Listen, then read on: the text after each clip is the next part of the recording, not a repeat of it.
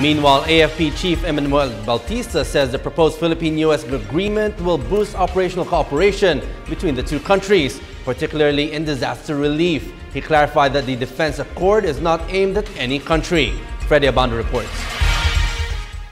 The Philippines and the United States will conduct in early May the yearly joint Balitaan exercises with the participation of 3,000 Filipino soldiers and a contingent of 2,500 American troops in parts of the country. Balitaan has been a yearly ritual for both countries since 1999, when the Senate ratified the Visiting Forces Agreement. It happens at a time of ongoing talks on enhanced defense cooperation to boost the security alliance of both countries. The Mutual Defense Treaty, signed in 1954, has served as the basis for the United States to secure the Philippines' territory from any country's aggressive act of incursion. AFP Chief General Emmanuel Bautista stressed the increasing rotational presence will mean more port calls of U.S. naval assets in several areas of the country.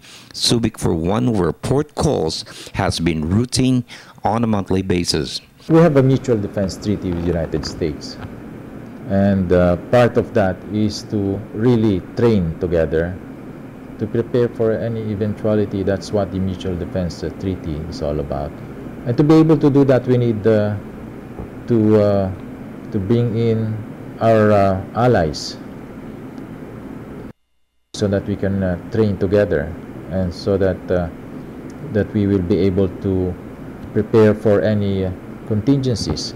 The accord may be signed before, during, or after the official visit of U.S. President Barack Obama in Manila this month. Bautista said it will boost operational cooperation of both countries, especially in disaster relief operations.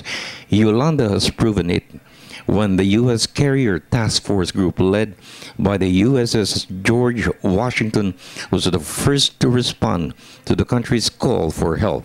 Port calls, but maybe more often this time, because we need to increase the tempo of our bilateral activities, more exercises, and so probably there are going to be more port visits. Have a common interest, mutual interest, and common concerns.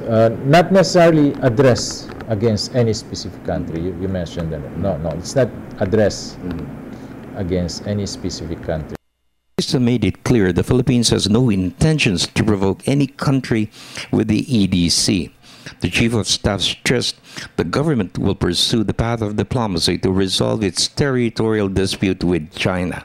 Only recently, the Department of Foreign Affairs filed its memorial before the International Court on the Law of the Seas to back its claim of the Ayungin Shoal and 8 other islets in the Spratlys and the Panatag Shoal in the West Philippine Sea. Constitution specifically states that we renounce war as an instrument of a national policy, and that's what we are implementing.